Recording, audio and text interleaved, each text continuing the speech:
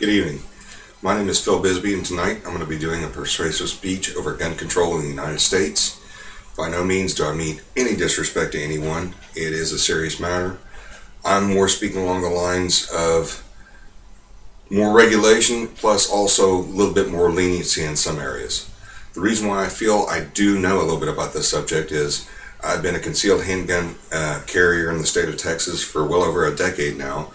And in the state of Texas, as long as you have the school principal's knowledge and permission, you can actually carry a concealed weapon onto the campus.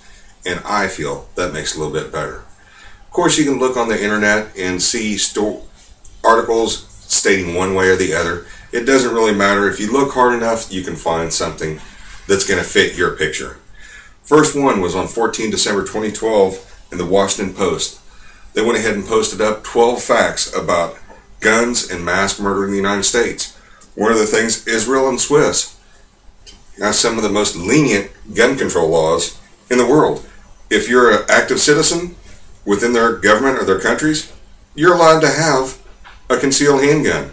They have one of the lowest gun rates or gun crime rates in the world. Also, gun ownership right now is on the decline in the United States. A lot of that, I feel, is due to more restrictions being put on and people not being able to purchase one. And I agree with that. I agree, wholeheartedly with background checks. Or it could be that the stores are raising the prices up just because they know they can. In the United States, they have very strict laws about gun control. It's not so much about strict laws, it's about law enforcement. They seem to have lower gun crime than anywhere else within the United States. A lot of it goes back down to holding people accountable for their actions.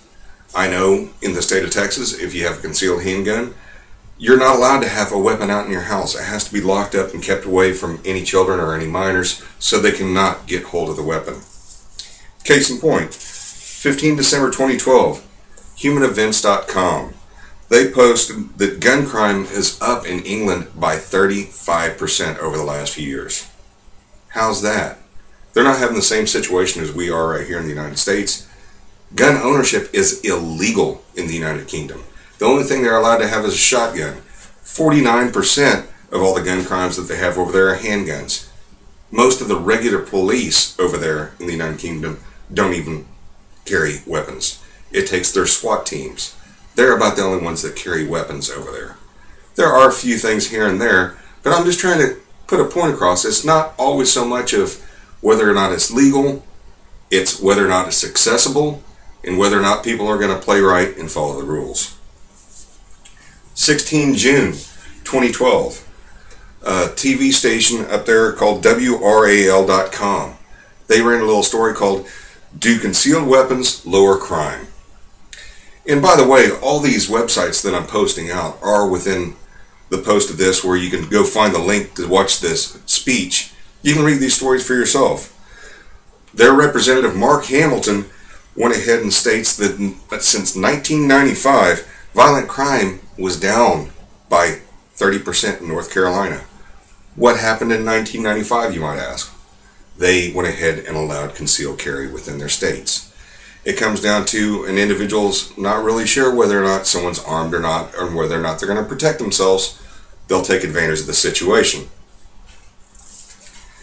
The MarquetteTribune.org had a story called "Concealed Carry Prevents More Crime Than It Creates."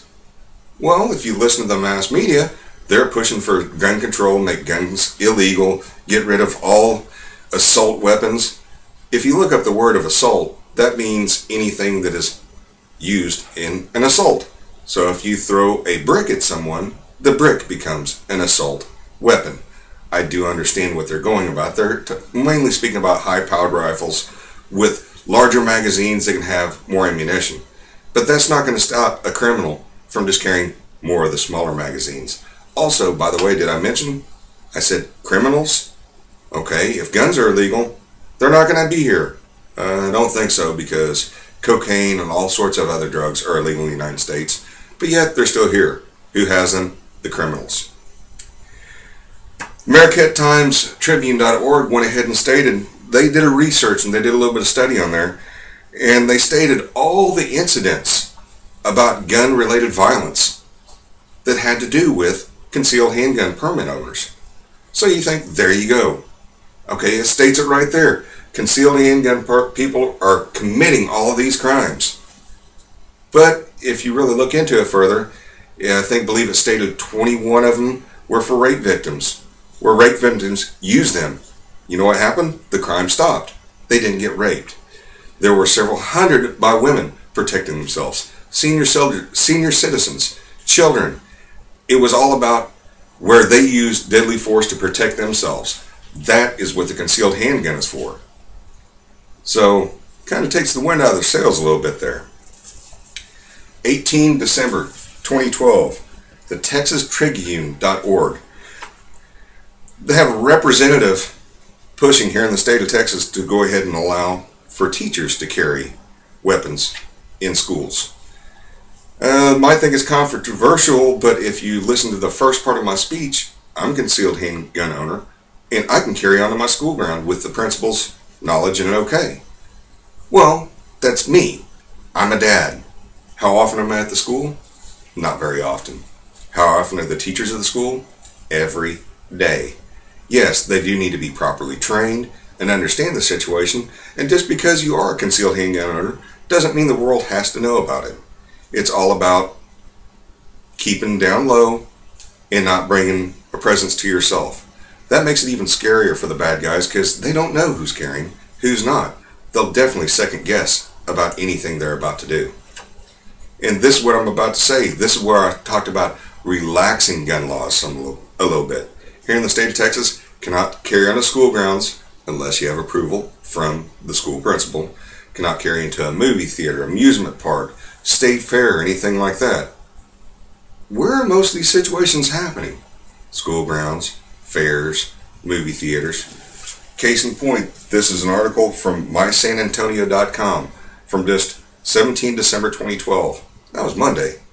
What it speaks about is Sunday night, there was a 19-year-old individual. By the way, 19 is too young to own a pistol. Anyway, 19-year-old individual goes into the restaurant where he works and his girlfriend works. He had had a spat with his girlfriend, found out she was not there. He pulled out a pistol and opened fire. He was trying to shoot people and trying to kill people. Fortunately, his gun jammed, so he couldn't fire any more rounds. That gave everybody a chance to go ahead and run. Where did they run? They ran to a movie theater that happened to be next door. So they run into the lobby. They're all hysterical. People hear people screaming. They run out of the movies to see where they are. There is a huge group of individuals out there. By that time, he had fixed his weapon. He pulled it, and he opened fire.